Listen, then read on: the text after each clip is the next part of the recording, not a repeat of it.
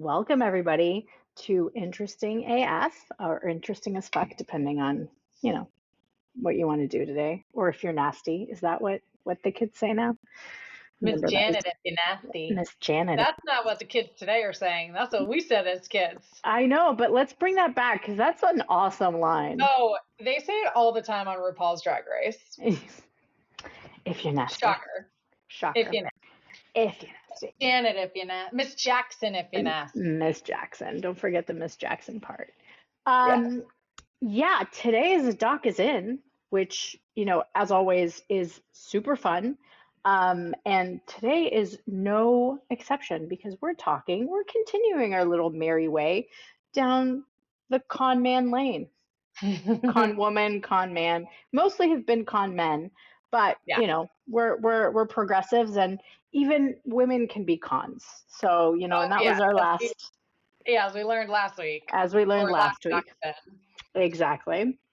And so today we are talking about sour grapes. And Elaine, take us away about this really interesting documentary. Yeah. So the first time I watched it, I was like, this one, the production value is not like what documentaries we're getting into at the time. This is a 2016 true crime documentary. It's about an hour and a half. So like, again, the timing of it's kind of perfect, right? It's like one long Dateline episode, which is like perfect, especially for a story like this. You could totally do a deeper dive. You probably could make it 10 episodes, but like you wouldn't need to. But this is about a guy named Rudy who stuns the entire wine community, especially like we're talking about the top 1% of 1%ers, even like the most elite. Like the people that are buying, they're buying wine like we buy an energy bar. I feel like that's like the best way. Like, when you're like checking out and you see something on the side, you're like, oh, let me get this $2 like chocolate bar or energy bar as you're, checking out. But it's like a 40, $50,000 bottle of wine. This is people, this is one of my favorite phrases. They have fuck you money. This is fuck you money to the nth degree. So like the pretentiousness is totally there, which we love. Love. So, Love it. but this guy just kind of comes out of nowhere. He's a young guy and he can talk the talk and walk the walk. Only for everyone to find out that he has been making fake versions of the most sought after wine on the planet. And it's just an interesting story because like they kind of get right into it. If you like wine at all, like it's super interesting too. But like what I find really funny is not the right word. If there's a group of winos that you're going to infiltrate, there is something a bit cultish about people who love wine from Burgundy. So like Burgundian fans are the most passionate and like obsessed with that one particular region than any other wine fan I've ever met in my life. What is there a particular reason for that, or is it just something about the grape or the It's region? Pinot Noir. Like red wine from Burgundy is Pinot Noir, and Pinot Right. Noir this is where I get to get pretentious and nerd out because Do it. Safe space. I love wine, and during COVID, because I knew all we were going to do was drink wine, I did my WSET level 1 and 2, which I may have mentioned before. So, and I did it because I wanted to know more about the regions and know which grapes were grown where and how different countries have labeling stuff. So, which all of that is talked about in this. So, it's a super interesting documentary to me. But Pinot Noir is a very finicky grape to grow. So where it grows well, it grows really well. And it's also why it will taste completely different. And this can be true for a lot of different grapes. But I think Pinot Noir is probably one of the better expressions of this because it's like Chardonnay. You can have a stainless steel Chardonnay and you can have a buttery oaky Chardonnay. But like what you did with the wine, putting it in a barrel versus stainless steel, is what creates that taste. But like Pinot Noir grapes are so finicky and have to have like the most perfect climate.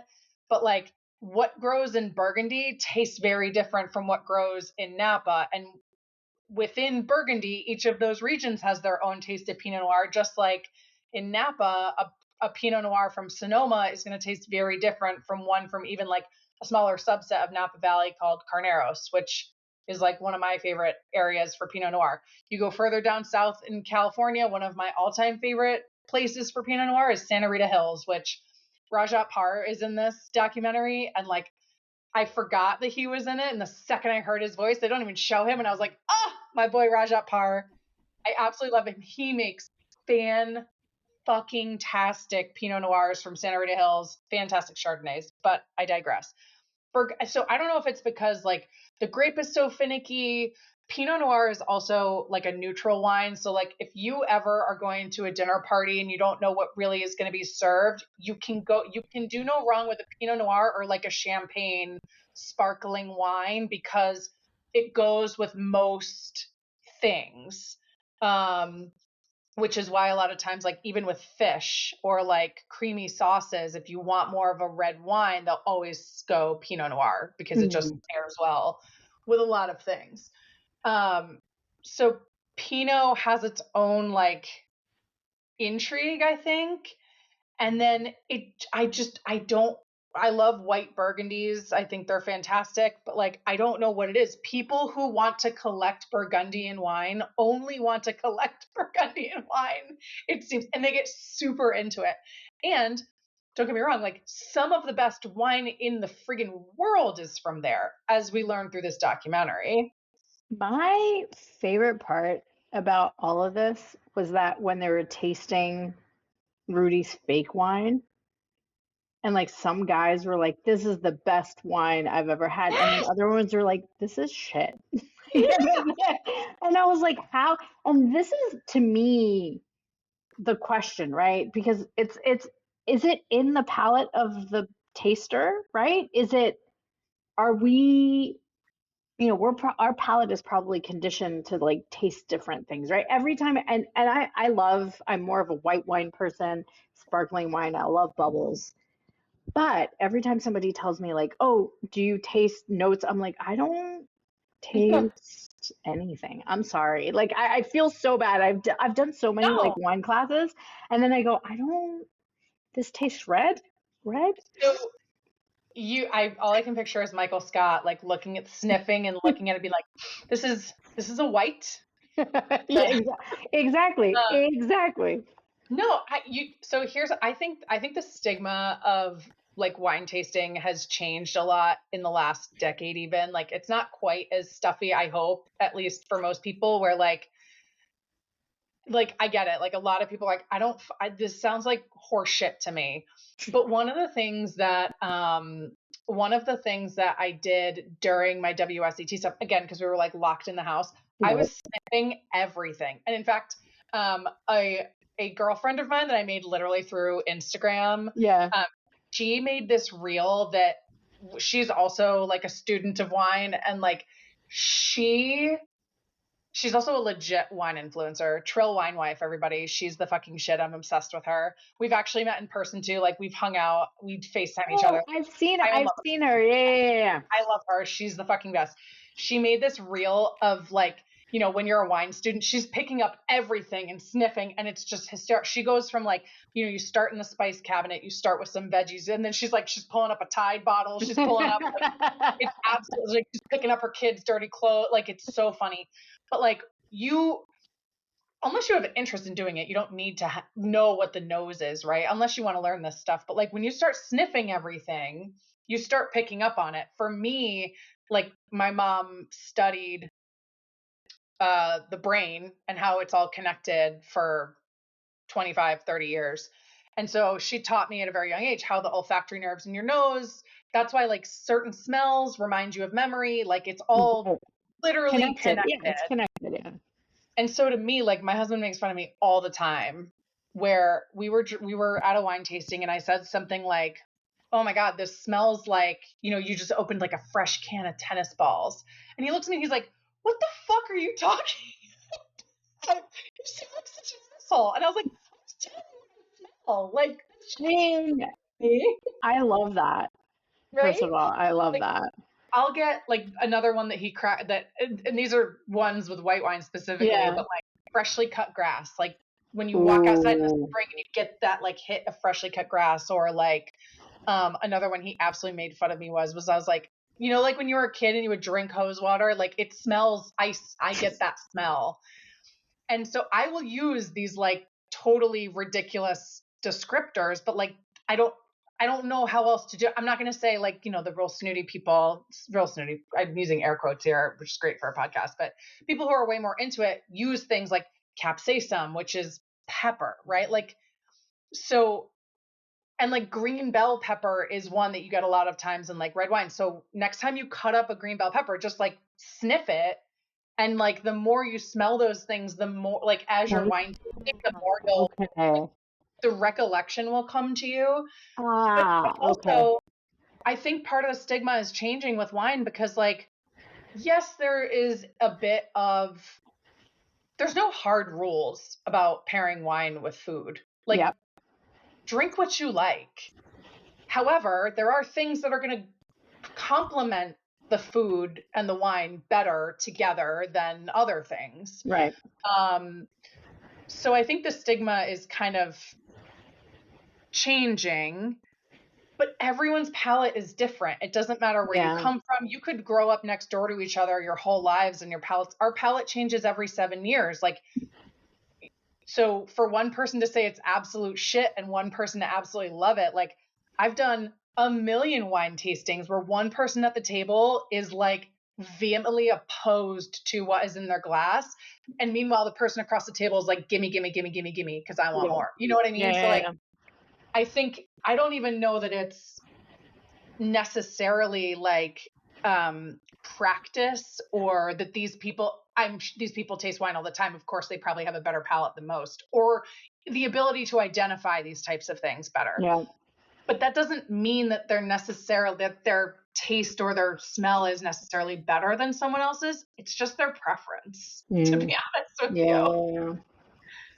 Like I've been in the presence of some very expensive wine and have taken a sip where I'm just like, I don't understand why that's so goddamn expensive. That does not seem worth it to me. But like Right. throw me a $20 fucking Bordeaux and I'm perfectly happy. Yeah, I mean, so I guess that's to me what I found the most interesting about this, because Mhm. as always, things are about the person mostly, right? It's how the person responds, what their olfactory thought processes are, what they connect to. But let's have a moment for the fact that Bill Koch just shows up in the fucking middle of this documentary. And the gall of the man to be like, well, I was cheated. And I'm like, dude, But also for him to be kind of normal, where you like kind of yes. sympathize with him and you're like, God damn it. But also, he has a wine bathroom, which I was like, like, I need that fucking bathroom. that wall with the, I was like, dude, next time I make a lot of money, I Yeah. will. That is such a fight. I hate the cork thing. The cork thing is a little crass, I think, but the bottles, like the lights, I mean, dude, that's awesome. The Whoever your interior, bottles, the bottles, and then the wooden, like the boxes, mm, the cases. I love I that. like that. The corks I'm confused by, and maybe the same thing with the wood, but like cork absorbs smell. That's the thing that turns me off about the cork in a bathroom thing. Yeah, I mean, I don't like the look of it. I was like, it just looks Yeah. kind of weird. Like the boxes I get, I was like, mwah. But yeah, I mean, you pissed off a Koch brother, and then your whole empire, your whole con fell through. Because if he hadn't hired that private investigator that Oh, then good. like linked up with what's his name, Poso or whoever the guy who was basically behind all of that, who was like, you are selling wines that I made, that my family's made, and Yes. we've never made that wine before or whatever. And that's how it We all didn't felt. we didn't make that blend Or in that year. Yeah, Laurent Ponceau. Yeah, yeah. yeah, yeah. So good. But yeah, but if they didn't link up, because it would have been like two different people. Because the other guy's like running a wine shop, like he's running a winery. He's like, I'm not, like, I don't have time to, like, you know, Yeah. come He's also down. still a winemaker at the time, which like that to me was the most mind blowing part. Like it's one thing to own and run a world renowned family vineyard, but like to be the winemaker where he's like, I don't think you fucking understand. It's almost harvest, and like that's the biggest time of the year. I was like, I gotta go. I got shit to do. Um, Yeah. but yeah, the private investigator thing. But like, that's the thing. Like, if he hadn't pissed off Bill Koch, he could have just been going. And what did he make? He sold $17 million worth of wine, right? So we have Something a like that. family friend who in retirement decided he's like, I feel like I know a lot about wine. Like he makes $250,000 a year in wine sales. So when we go to Napa or we go anywhere, I'm like, hey buddy, give me some recommendations. So I like really only go not only, but like I always ask him for recommendations, and Yeah, it's great because anytime we see him, he's pulling out amazing stuff from his big thing too is he's like there and he kind of thinks the same way where his dollar limit is much higher than mine, of course, but to him he's like, I have never had a wine that has ever tasted as like there is nothing worth more than $5,000 in wine out there. There just isn't. right. He's like, I haven't tasted everything that's out there. I feel like I've tasted a lot of good wine, but there's just nothing out there that's worth more than $5,000. But you know, when you have fuck you money like Bill Koch and some of these other guys, I have to take a pause for 1 second because I fucking hate Hollywood Jeff. Okay. Don't say that. So so Elaine said I need to take a pause, and I thought, oh no, she needs to take a pause from the podcast, and I like paused and like, oh yeah, Hollywood Jeff is a dickwad. I was like, I don't really believe that he did it. I'm like, what's that? You didn't take off your sunglasses. I can't see your eyes. I don't believe Like his you. plastic looking fucking jacket. I'm sorry. Like we're not always here to tear down the non-criminal, but like dear Lord, I am just so not a fan of that man. Uh And sorry. how did he make you fuck? And how did he make fuck you money? Can we understand this exactly? Really, I wanted to try and do a deep dive on him, but I just then forgot to. It's not like I feel like he's not worth enough time to like do a deep dive on. Like, and honestly, like it can't, like, and he's out there spewing like, oh, I believe that 90% of the things he sold were real. I'm like, you don't know that, dude. You don't know that. And some of me too was just like, if he's that good at blending wine, make your own fucking wine for fuck's sake. Like you Yes. clearly had you clearly found a way to get yourself in with the right people. Cuz right, like someone could say, "Oh yeah, that's easy to say," but then like how do you get that wine to the right people? He clearly found a way to get to the right people Yeah. with like conning all of them. Just if your wine is that good, make your own goddamn wine. He's clearly very knowledgeable. Clearly, but also then who's your backer? Because Yeah. if you can get in with people that know all this stuff, that means you've studied wine for a long time. If you like are doing this, so yeah, I feel like it was like it feels like it scratched the surface of what this actually was, as opposed to it was like just one guy, part of like maybe something way bigger than we think. Yeah. But I don't think the documentary really alluded to that. It felt like he was like, oh, it's his family. But I'm like, I feel like there might be more to this. I know, and I would love. That's why I feel like you could have they could go so much deeper, but like, Yeah. and this was a con that rocked like such a niche community, but like it really has changed the way people think about like people with fuck you money are still buying insane amounts of wine. Like Bill Koch again talking about how much money he spent on wines that were in Thomas Jefferson's fucking wine cellar, which is insane. I bet it tastes like ass. I mean, there's like When Thomas Jefferson wasn't known for being a good winemaker. no, but he is the father of wine in this country. Like he brought Oh yeah, because he brought wine from from not France, right, just right, from right. France. He planted like the first of like the first vines that we know about that were like documented in this country were Oh, planted his. by Thomas Jefferson. All And right. I've been to his vineyard in or Jefferson Vineyard in Virginia. It's fine. Like Virginia wine is getting there. We're getting there. We're trying.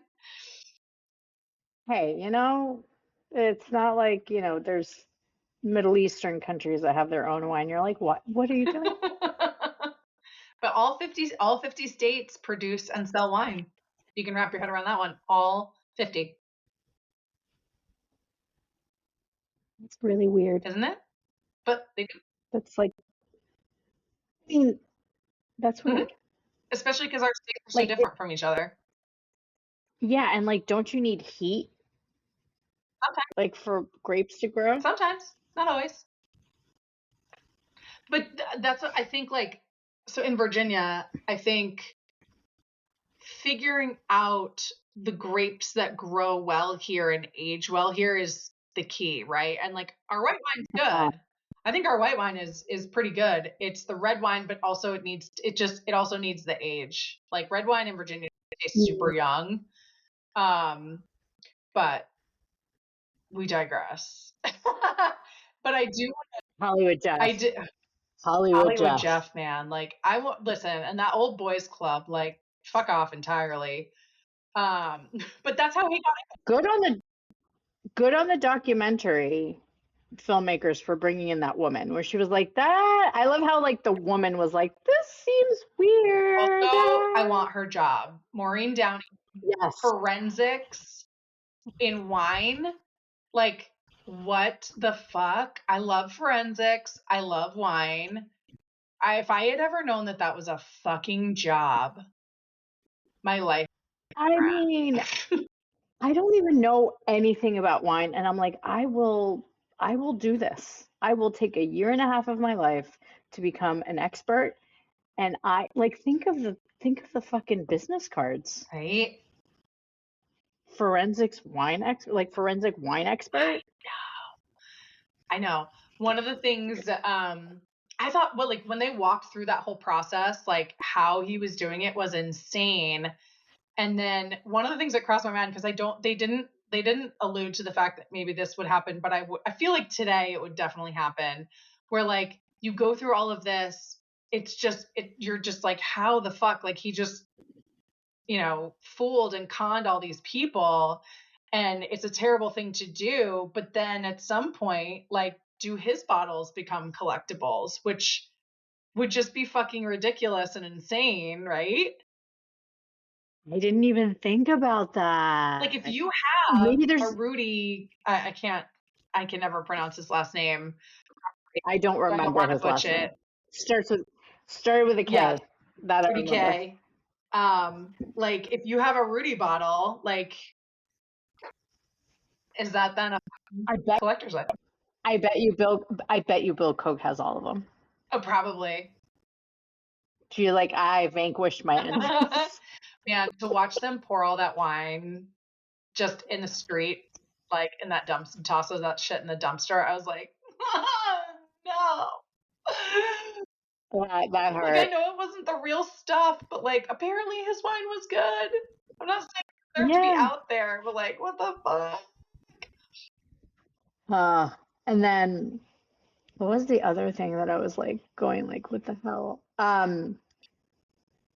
Yeah, just like the intensity of these like wine sales all of a sudden, right? Like, and it reminded me of this is a heist where they were like, we need to put our money in something Yep. that wasn't that wasn't just like real estate or like, and then they went into art, Yep. right? And would the wine thing be the same thing? Like my brain like conspiracy theoried out that. I was like, is this the same thing? Also, did we talk about the fact that they like fucked us over with like a performance art piece about them finding one of the this is a We heist did pieces? not, and I'm very upset. I think it was it performance art or were they filming like a movie or a documentary or something about it? What? It Whatever it doesn't was. matter. My heart was broken regardless. Yeah, it for those of you who don't know, so obviously we did a two-part This Is a Robbery about the Isabel Stewart Gardner Museum heist. It's a Netflix special. The story in and of itself is fucking insane. The documentary is fantastic. About what, a month ago, maybe 2 months ago at this point, Yeah. so many people reached out because Linda and I started freaking out because all of a sudden, like, there's this footage of ATF agents taking what is the Sea at Galilee, which is Rembrandt's only water piece that has been missing since 1990 from the Isabella Stewart Gardner Museum. And people are like, "Oh my God, don't you love this place? Like, don't you love this story?" And I was like, "What do you mean?" So like we're posting it on our Instagram only to find out that I wouldn't call it a hoax, but it was either what you said, like performance art or filming of a Yeah, movie or I something. something like that. But I like sent it immediately to Elena. I'm like, oh my God, do you see what I'm seeing? And then it was like an hour later, we're like, I'm like, mother, I got so fucking I had excited. goosebumps. I was like screaming. And then I was like turning on the news to be like, they have to be reporting on this. They find Yeah, out we had been duped. God damn it. duped. Anyway, but it reminded me of the concept that maybe that's also part of this, right? Are people like stashing their wealth within these like very expensive bottles of wine? And then, because essentially at some point you're going to have to drink the wine. Like, I mean, are you really keeping that much wine just hanging out? Like, I have like, I guess an instant gratification type of thing where I'm like, I'm just going to drink everything. Like, I don't, Which, by the way, I think it's actually gone up from 93 to 95% of all the wine purchased in the world is drank within like the 10 days that you bought it. Like it's a very as it should small, yeah, be. of course. That's what it's meant to be for, right? Like most of the wine we Yeah. buy, we drink instantly. There's a couple like from trips to Napa or something, like we may keep some things because they tell us like this isn't ready yet. But yeah, like 95% now of wine that's purchased is drunk like that day or within the month that they bought it because that's the fucking point. So it's a very small percentage of any wine that's out there that's saved and just passed on. But yeah, I mean, what did Bill Koch say? He have like 44,000 bottles of wine or something ridiculous like that? I'm like, what are you doing with that wine, dude? Like, I don't, that's, and, and I think the concept of purpose is interesting here Hmm. because, yeah, I mean, you want to know about wine and you want to know that you're able to have these like amazing bottles of wine, but like, why are you doing like Yeah. Rudy K was here because he needed to make money, right? Like that purpose is here. But why are these collectors spending millions of dollars on wines that they're conceivably not drinking Right. to say, hey, I have it? Status. Yeah. And and all of this, like, and I've talked about this book many times, like Homo sapiens, about the concept of like all of this is an imagined Yeah. reality, like all of it. Like we're making up what status is, right? We're making up the concept that, and it's absurd to me because I went to Paris last week for a personal ID thing, and I was walking on the Champs Elysees, and the Louis Vuitton store, they're they're like, and there is like they have like a fake kind of plastic Louis Vuitton case over it. It's like a kind of like one of those trunks. Yeah. It's metal, and people are taking pictures in front of it. I'm like, that's a construction Right. site. Like, it's just like it's a construction site. And I was like, I'm like, the Arc de Triomphe is just right there. Place de Concorde is down that way. why are you taking a picture of a construction site? And it's just like, and to a certain degree, I'm like, I'm fine with people taking pictures in front of the store itself, right? It's like, oh, Louis Vuitton, whatever. Yeah. But it's literally a construction site. And I'm like, everything is absurd. Like all of it. And so this is the concept of these people buying all these wines for millions of dollars and not consuming them. Which is the crazy part But to my me. what? I get really upset if any of my wines like go bad because wine is a living thing. That's why I love it. It's one I can't remember who said the quote. It might have been Bill Koch because I do love the way he talks about wine because it's how I feel about wine. But it's wine is the expression of a place, and it's so true. And I get really sad when like I've let something sit too long, or I just like go to the Yeah, store, you buy it, and then it just you forget about it. Um, yeah. like I use Cellar Tracker to make What does that sure. mean? So it's an app where I've cataloged all my wine to make sure because it's crowdsourced and but a lot of people get it from like you go to a vineyard. I always ask the question. Sometimes I'll write it on the bottle and be like, what? How long do you think this has? Like, what are some of the when do you think peak Ah, yeah, drinking time is? And so they crowdsource, but there's a drinking window on each of the bottles that you save in your cellar. So I have it so like I've got everything I can sort by drinking window. So I'm trying to drink the stuff that's like getting close to the end of its window and time. But like, yeah. imagine one with 44,000 bottles in it. That's fucking insane. I mean, I would love Fucking it. insane. And I mean, invite us over for Oh dinner, man, dude. Like I would think that he's such an and also like I don't necessarily agree, I think, with most of his like thought processes sometimes and like the things that he's said, but I would think that it would be such an interesting dinner for party sure. to like chat with him to be like, "Hey, dude." Just let me just So sit down there and like walk through it for a minute. I want to yeah, walk there. I won't touch my anything. I just want to look. my yeah, my what the fuck moment was when he showed up. Yeah. I was like, "What the fuck, dude?" I was like, "Wait, why?" Oh yeah. I need your what the fuck a meter. I want to say it was a 10. When he showed up, I was like, "Why are you here, dude? Like, what?" But then also you're like, of course he's here. He has more money than anyone on the planet ever needs, and But it's not even it's that. that he It's got more of duped. like he's so like I don't want to say reclusive, right? Because I think they've been part of like the scene, like, but why are you on this random ass documentary It's true. about wine? Like, and you're like, I don't like to be gypped. And I'm like, I get that. Yeah. And so it was just like this weird concept of him.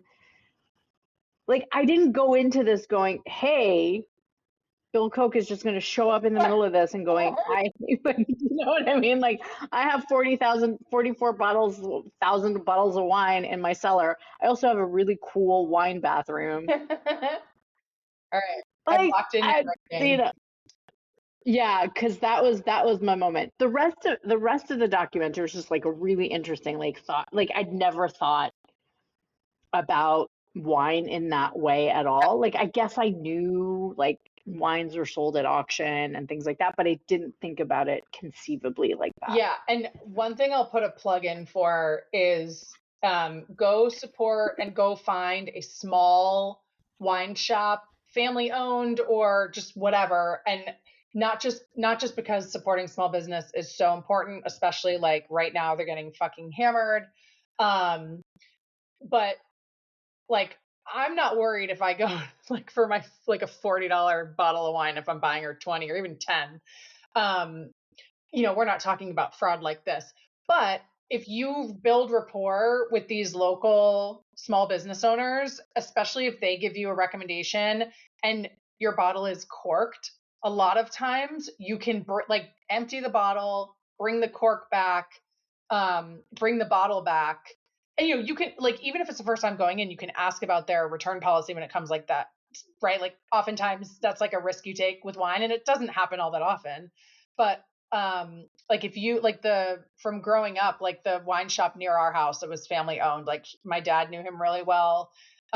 If if my dad brought any wine home and it was past the drinking window, or not past the drinking window, but like if it was skunked or it just went bad, and if he brought back the empty bottle and the cork, he would give my dad a full refund. And I think some of that was because like my dad had only bought wine from him forever. And we're talking like a corner, like beer wine convenience store place Yeah, where I yeah, grew up. But yeah. like you build that rapport, you support that small business, and like that's the type of thing too. I will say wine.com has actually done it for me too. I for one of my WSET classes, I needed Mhm. um I needed a Cote de Rhone. It was like $15, but I opened it and was like, oh, this is bad. Like, this is not. Yeah, And I yeah, emailed them and I just said, like, hey, I bought this bottle of wine. I'm not entirely sure what your policy is. And they're like, we'll ship you a brand new one. Or do you want something of the equivalent price? We'll send it to you. And it was there literally the next day. So always ask about that, but like building that rapport is always really good. Um, you yeah. know, I think that's a good one. But another thought that I had, very much like our boy, the Spider-Man of Paris, um, like give these guys the job after they've served their time, right? If they can show that they've been reformed, which sometimes sometimes they're not, and that's something that happens. But like catch me if you can, right? At the end of the movie, they put Yeah. him in, like they make the con man teach the FBI or ATF or whatever it is. They do this all the time in cybersecurity. Like hire the guy or the person or the woman that broke into whatever it is or faked you out or um what's the word, plagiarized or whatever it is into this, and then have them teach you so that you can learn how to prevent that. So I looked him Right? up. Let's talk about it. All right, go go go go go. Tell me everything. I mean, they what's the word? What's the expression about the hammer? Like they brought down the Yeah, hammer on him pretty hard, right? Like it was the first wine fraud case yeah. ever, right? That they had ever prosecuted, that the federal like DA had ever prosecuted, and they came down on him pretty hard. And then what? He served his time, and then got deported in 2011, So or I think that's around the time he went into. oh, So okay, I'm he mixing it up. served 10 years, was released in November of 2022, and was immediately deported back in Indonesia because he'd been here illegally. Had Right. never entered the country legally. And because like he had all those fake names, and we could go into it again just on that stuff, and like his whole family was a bunch of criminals. But like I loved, for whatever reason, that he and his brother were named after like Indonesian badminton players. Yeah. um did you see what he now does? No, I didn't. I only had seen that he got like, did his time and then got So deported. he's still in Indonesia, at least the last update I saw. But he makes money by serving his blends at dinner parties as a party trick to see if people can taste the difference between his and the originals. That is the best thing I've heard. Right? That is amazing. Which, like, in the US, he would immediately get arrested again for that because, like, in this country, you can't then make money off the crime that you were found guilty of. Right, That's like guilty of, state by yeah. state. Sometimes I think sometimes that's like state by state. So like, you know, people who try to write books after they've been found guilty of murder, like the money has to go somewhere else. They can write the book, they can make the movie, but they can't make the money. But how Yeah, fucking crazy is that? That he's making that's money awesome. by like throwing dinner parties, or you can invite him to your dinner party and he will bring his wine and the original, and you have to see if you can like blind taste the difference. Hey, expertise, man. Like he knows what he's an expert in, and you just like leaning into it. Just It's like that Sheryl Sandberg book. Lean in. But this is just another example where I'm just like, if you had just taken this incredible knowledge and this incredible talent and like channeled it into something good, like you could have been a game changer, because Asia right now is one of the biggest consumers of American bourbon, American whiskeys, and wine. So like they're buying it, but they're not on the map in terms of making it. Yes, like Japan makes fantastic whiskeys and all that, but in terms of wine, like you could have completely changed the game in terms of wine blending or wine making or whatever, Yeah. Asia, and brought it here. I don't know. Or he could have done a million things, but like, he channeled all this amazing knowledge and energy into something bad. Terrible. Yeah. And like, or maybe we would never be talking about this guy. And here we are spending an entire 40 minutes of a podcast talking about him. But still, like, you never know. It's crazy. Yeah. It's insane. I mean, yeah. Like I'm such a rule follower. Like I love like yes, there are rules that are weird and like fine, but I tend to work within a system and like Sure. and the concept of that you are thinking this up and go, hey, you know what? I'm gonna dupe all these people. I'm gonna fucking Frankenstein wine, sell it for millions of dollars or what, like total, obviously, because every bottle wasn't a million, but like, Yeah. like you have to like think about it, right? You have to He be. was getting cocky though with the He misspellings and did, the all that, but he was getting yeah, away with it for so yeah, long. yeah. All right, so like where do we want to go from here? We also don't have to answer that now, but I think it's been fun where every week we've been like, we'll figure it out next week, and then we're like, nope, I know exactly what we're watching. And so how about something popey? Oh, okay. Let's do something popey because Something popey. something popey. We got the first American Pope Oh, happening, even though there's all these like, apparently TikTok did not see this guy coming. Black horse just wins it all. Um, but maybe something Vatican-y or like popey or something like that. Not too dark, I oh yeah, guess, because I mean you can get dark when it goes to religion. But yeah. I'm thinking something All popey. right. All right. I don't think I have anything popey on my list thus far. Or Like like off the cuff things I had been writing down, but like we can absolutely find a good one and we'll do that. like Vatican-y or Catholic churchy or something like that. Oh man, I could so go with the keepers right now, but that's Let's real dark. That may not be Linda you, approved. you know what? It's real. I'm It's not Pope. It's actually like Baltimore true. It is like one of the craziest true is crime stories, and it's in Baltimore. It's of the Catholic high school. That's super famous case. Is it the one with the story, with the Globe story, where they like look into the Catholic Church there? Or is it something else? I mean, I'd have to see the article, but Netflix did a documentary called The Keepers on it from several years ago. That is, whoo, doggy.